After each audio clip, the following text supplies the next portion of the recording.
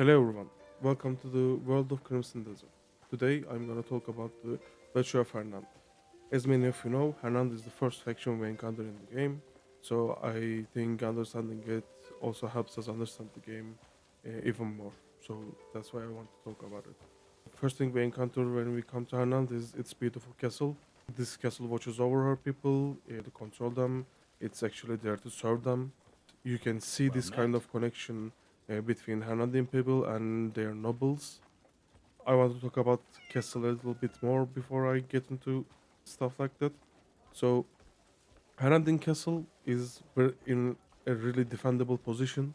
There is natural cover Greetings, protecting Wanderer. it from all kinds of attacks, and it's like I said, sits high on top, so it's actually harder to get inside this castle. And we can say this about Hernand in general.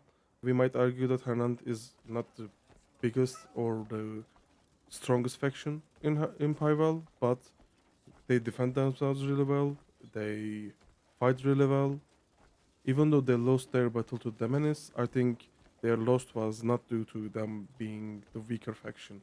Yeah, I think it was due to their love for their people. I think they didn't want their people to get hurt by this battle even more. And even though we don't have a lot of evidence that support this claim in the game, at least for now, I think the way Hernandian nobles operate, the way they rule their people, the way they help their people, can be considered evidence because Hernandian nobles are not your typical noble.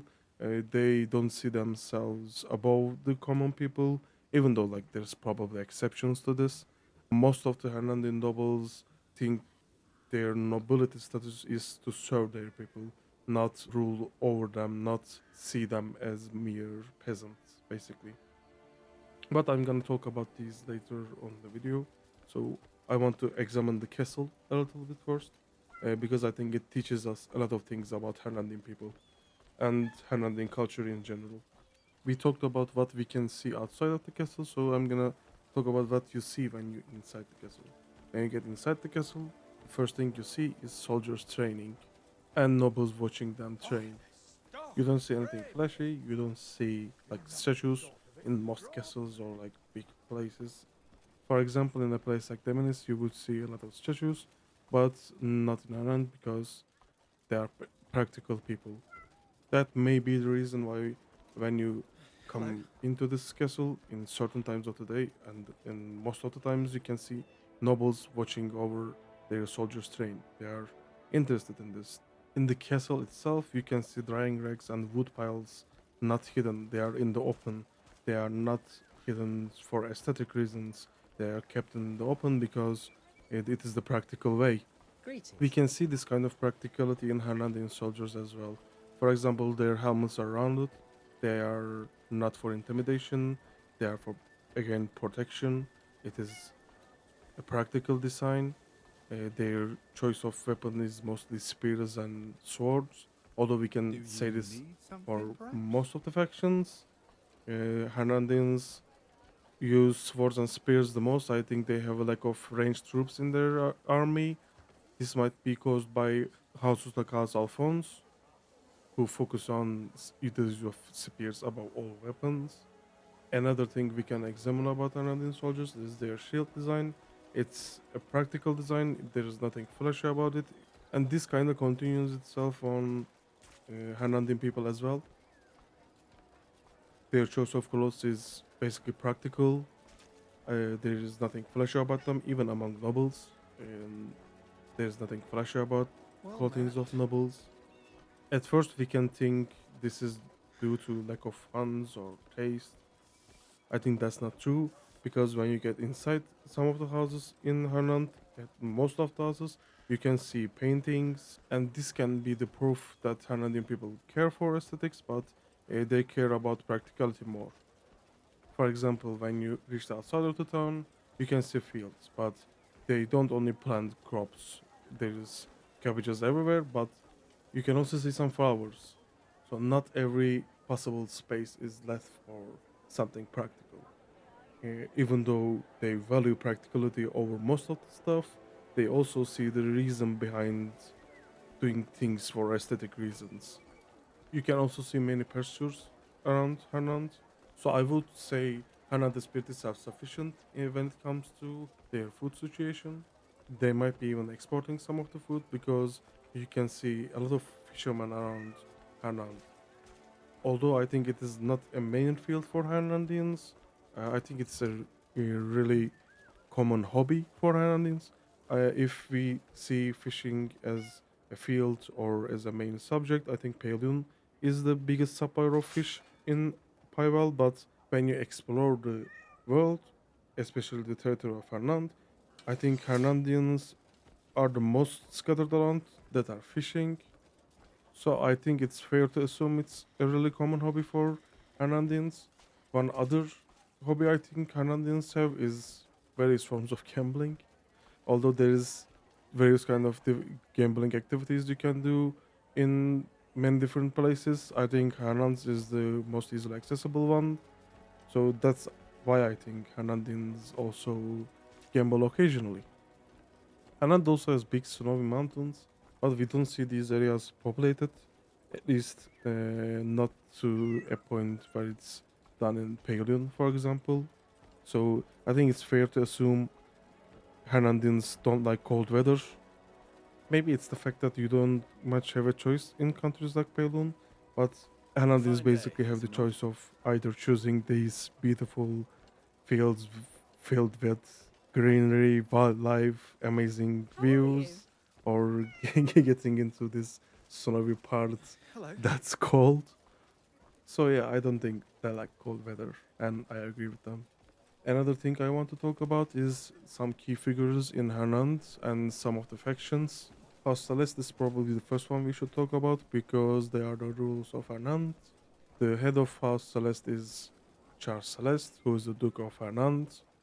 He is known for his benevolence towards his people. He is known to value merit and he is not afraid to reward it. He cares deeply for his people and he wants to safeguard Hernandins to the best Bandits of stirring his up trouble abilities. all across the He wants lands. to keep the peace, make people happy, and make sure their way of life is not disturbed. And I think for these reasons, he is respected among its people. People of Hernand love Duke Celeste, they value him, they want him to be around as long as he can, and they want to serve him as best as they can. I think one of the reasons that Hernandins and Hernandin nobles have this kind of connection is because House Celeste is the descendants of Wandering Knight Kanta. Although we don't know many things about Wandering Knight Kanta, we can say that House Celeste, being a descendant of a Wandering Knight, might be the reason their attitude towards their people. They Because, say like a a Wandering Lady Knight, they care Greymane's for earned no people small and glory in they battle. make sure they are safe. Another house we can talk about is House Circus. House Circus is the Marquess of Hernand. They are basically the second in command, and they serve as the right hand of House Celeste. They mostly manage internal affairs, so this kind They of shan't gives even their House women Celeste the time fight to like focus on devils. diplomacy.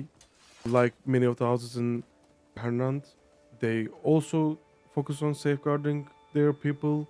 They try to protect common people as best as they can, and they are not afraid to take the front lines while protecting their people. In many different parts of the story, you can see members of House Circus fighting in the front lines. When it comes to the head of the house, it is Alan Circus. He's the Marquis of Hernand, and he is widely respected for his devotion to his lands and his people. Unfortunately, currently his lands are filled with bandits and unrest. They inhabit the southern part of the Hernand, so if you are searching for some bandits to kill, head south, help our circus. Another house we can talk about is House Grace. House Grace can be seen as the brain of Hernand. They are interested in technology. They support and invest in Emberwind workshops, especially their hot cloth carts. They are also very rich, their lands are very fertile, and because of that, their people are really happy. Now, the final house I'm gonna talk about is maybe the most important one of them all. At least it's my favorite. It's House Lanford.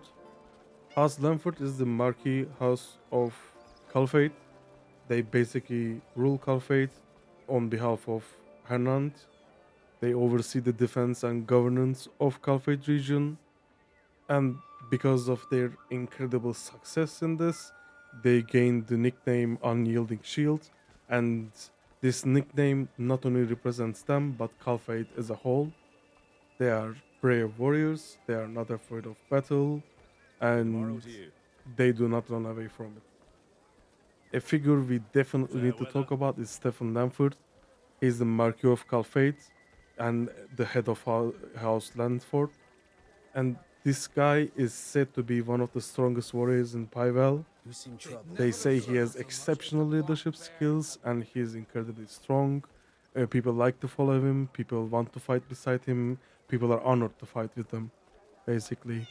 And he is also a friend of Jian, which is a really important Do figure you in this need story. And he something, also has Hunt? close ties with Greymanes. I think we can easily say he is a very important ally for us. And this is kind of where I'm gonna stop talking about Hernand today. I'm gonna do other videos about Hernand. I'm gonna do other videos about basically everything lore-wise we can find in Pyvel.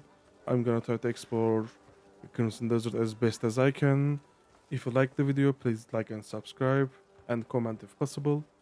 Hope I can see you guys in the next video. Thank you and goodbye.